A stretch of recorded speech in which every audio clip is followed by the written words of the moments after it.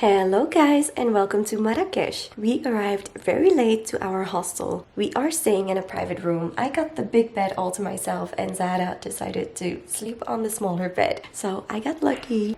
We have a private room all to ourselves for the first 2 nights. We organized a pickup from the airport as well by the hostel, so that was very useful. It definitely helped save some hassle. When we arrived at the airport, we took out some cash and got a SIM card.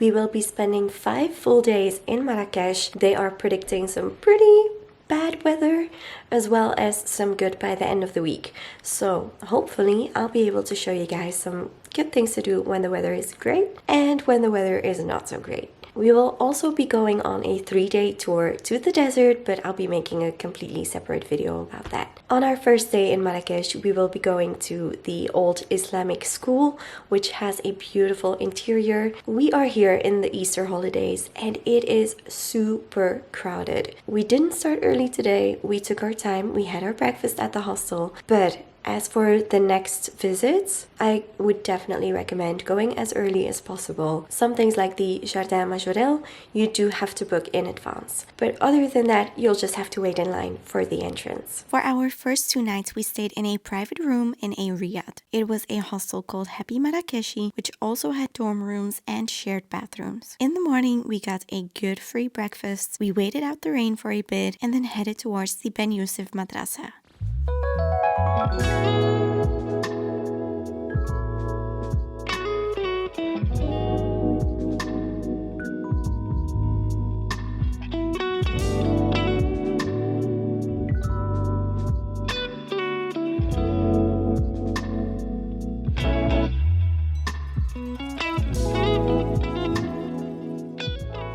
It's a true architectural treasure nestled in the heart of the old Medina. As we arrived, a line had formed at the entrance already, but we got in quite fast as they kept ushering people to keep walking and not stand still as they paid the entrance fee of 50 dirhams or €5. It is significantly less than others like Badi or Bahia Palace, but arguably just as or even more beautiful. The Ben Yussuf Madrassa is the largest Islamic college of Northwest Africa. It is named after the adjacent mosque, and for 4 centuries students lived here to deepen their knowledge in religious sciences, philosophy, medicine and mathematics. Today the historical site has completely been renovated by craftsmen and you can see the student rooms surrounding the stunning smaller courtyards and also the big courtyard with the water feature in the middle. The entire building is decorated with intricately carved cedar wood and stucco and of course vibrant colorful tiles. In the ablution room stands a big marble basin in front of the mihrab, a niche in the wall indicating the direction of Mecca. It has the typical horseshoe arch.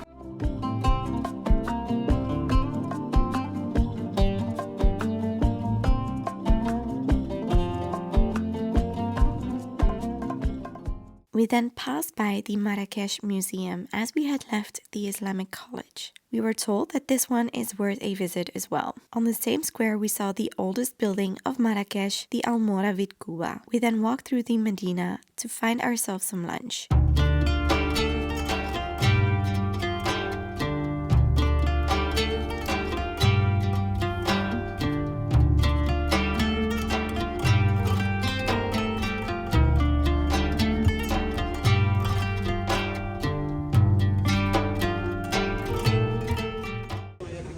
Oh. You are infested with fleas, my girl. Oh. We ended up sharing a merguez couscous and meat skewers at Terras Bakshish. In the afternoon, we met our guide at the iconic Koutoubia Mosque and joined a free walking tour with Guru Walks in Spanish. The Koutoubia Mosque is the landmark of Marrakech. Each of the 4 sides of the minarets are different, so you always know which direction is Mecca. The biggest mosque in Morocco is not open to visitors.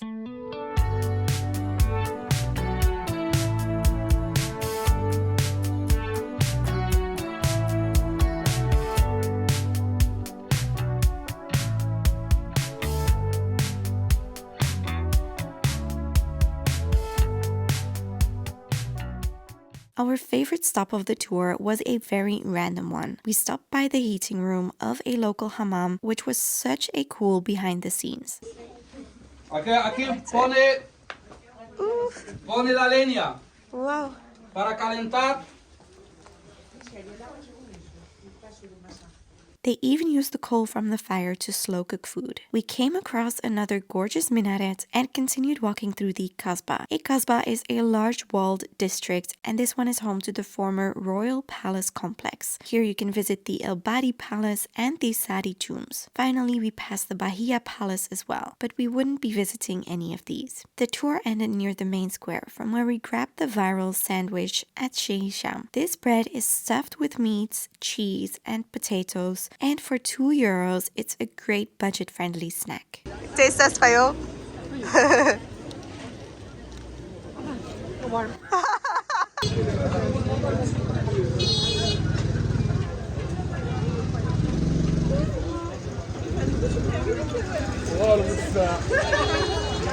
We had an amazing walking tour with our guide. I will link his tour in the description below. He does speak Spanish only, so it's only for people who understand Spanish, but I would definitely recommend either going with him if you speak Spanish or doing a similar tour. They also have them in the mornings with English speaking guides as well. What we didn't like was obviously Jemaa el-Fna, the main square, has a lot of monkeys and snakes on them. The person responsible for the hostel told us that they are not there anymore after dinner time, and in the evening there should be like live music and stuff. So tomorrow night we will go back to the main square to hopefully see some nicer things on the square than those monkeys and snakes. The next day, after another breakfast at our hostel, we headed into the Medina to do some damage to our wallets. But first, we had to take out cash. On the Jemaa el-Fna square, you find the best ATMs from Al Barid Bank. We then headed into the maze of shops, mostly selling pottery and leather goods. Especially the leather goods are a typical craft, and you can see the men making belts and shoes all around the souk. Personally, I loved the leather journals. They saw lots of natural beauty products as well, and of course lots of homeware.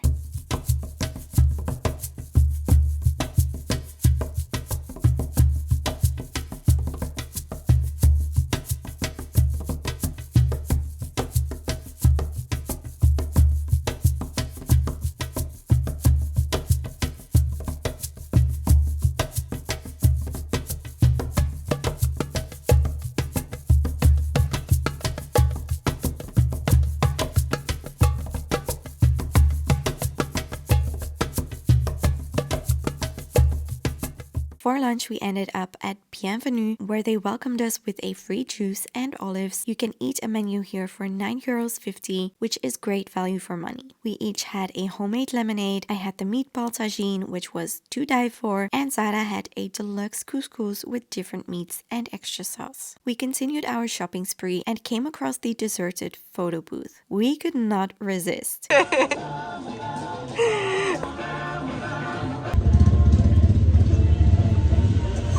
Okay. You can pick black and white or colored and get 2 strips for €6.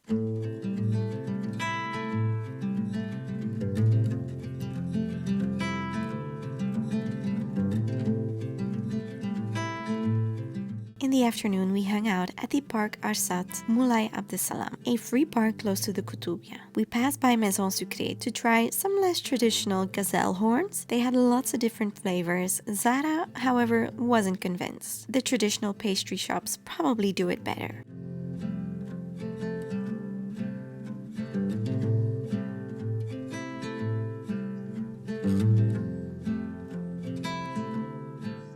We then arrived at Hyuna House Cafe. They have homemade baked goods and amazing coffee. We hung out on the rooftop for the remainder of the afternoon.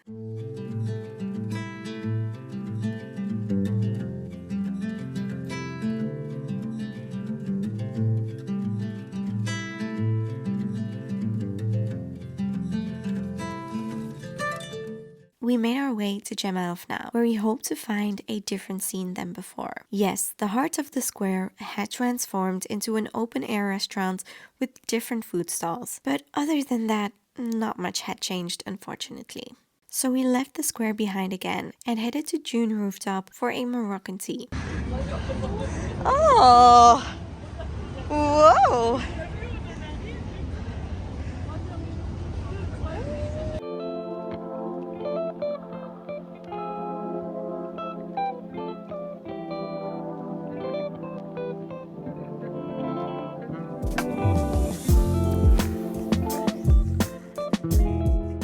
We got very overwhelmed by Jemal Fna this evening.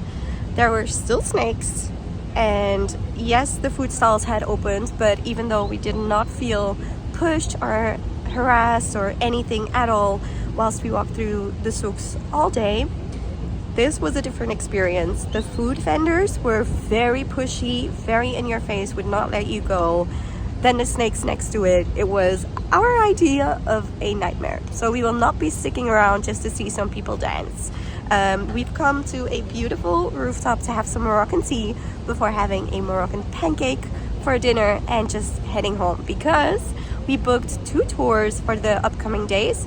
Actually 3 tours for the upcoming days, so we will be having an early start. All in all, we've been lucky with the weather and we have been able to fill our days quite well. We got some more cash on the Jemaa Fna Square while the lights turned on, and it did look really beautiful, before walking back to our hostel and trying the Moroccan pancake dim salmon. I had a spicy one and Zara went for the olive one. We moved accommodation and checked into Riyadh amazing. The extra bed, however, wasn't made up, so I made my bed myself. Also, there was no shower head, which was interesting and hilarious. You get what you pay for, I guess. It did have a lovely breakfast included. We stayed here as we embarked on the 2 day trips back to back, so you can see what the day trips to Essaouira and the Ouzout waterfalls are like in the upcoming video. After the last day trip, we headed to our beloved dune rooftop in Marrakech once again, where we tried the chicken pastilla. This was a brick of pastilla. It was huge, strangely sweet and cinnamony. We had to end with some Moroccan tea,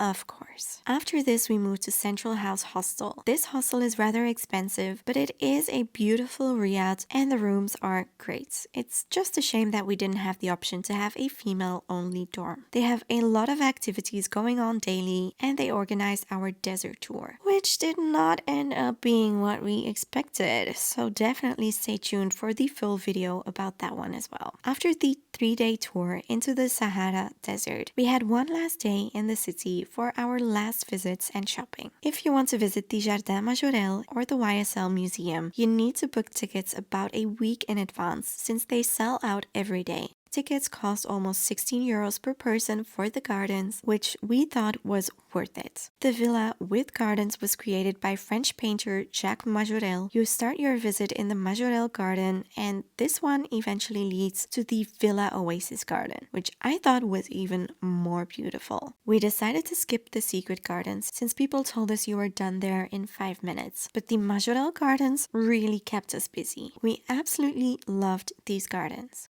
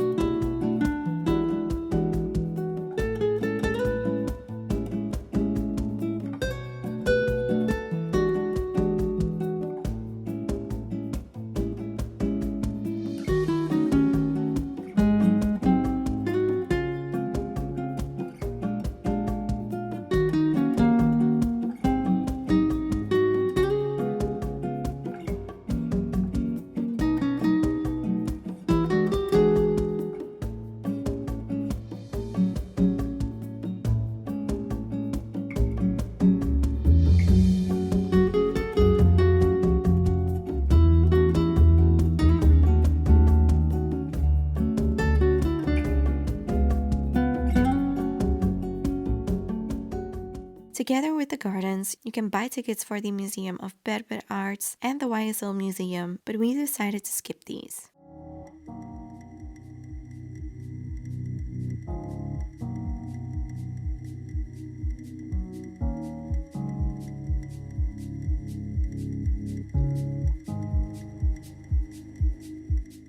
We have walked around the Majorelle Gardens for over an hour and a half, so definitely plan to take your time here. We were not interested in the YSL museum, which is why we won't be including it in the video. Close to the gardens, you can find the Shabby Chic shop. Here we found so much amazing pottery. Prices are fixed, which saves you the Medina bargaining. They even have an outlet shop close to Jemaa el Fna with discounted prices up to 70%, and if you write a review, you get an extra 10%. From here, we walked to Limoni to have lunch. The courtyard with lemon trees was so pretty, the food was delicious and really affordable. We would definitely go back here. We continued our shopping and needed a break in between. We ended up at the very famous Café des Épices. This is another one that is worth the hype. The iced coffee was incredible and the views of the souk just top it all off.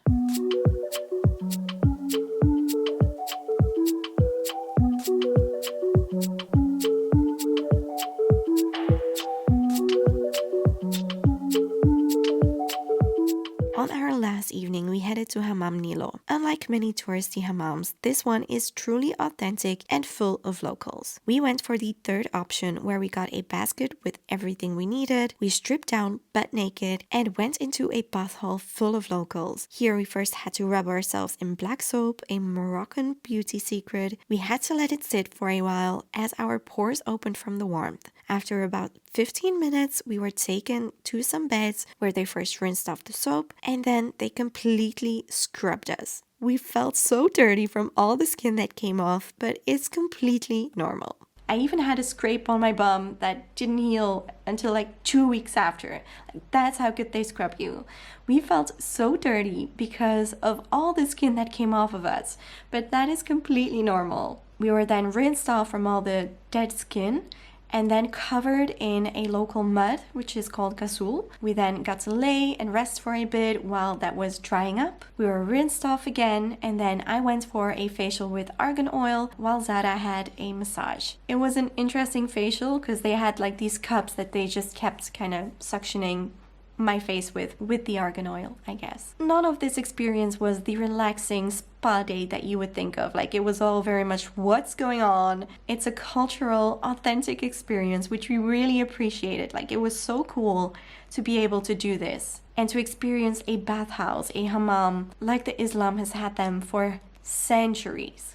Although we did get princess treatments compared to the locals, for sure. Once everything was rinsed off, eventually we were soaped in with orange blossom soap. They washed our hair. They kind of tried to brush it, but they kind of just tangled it and didn't really brush it properly. So once all of that was done, we then got into the changing hall where we brushed our hair properly, got dressed. We ended everything with a tea that they offered us as well. I highly recommend this authentic experience. We then had our final dinner at the hostel.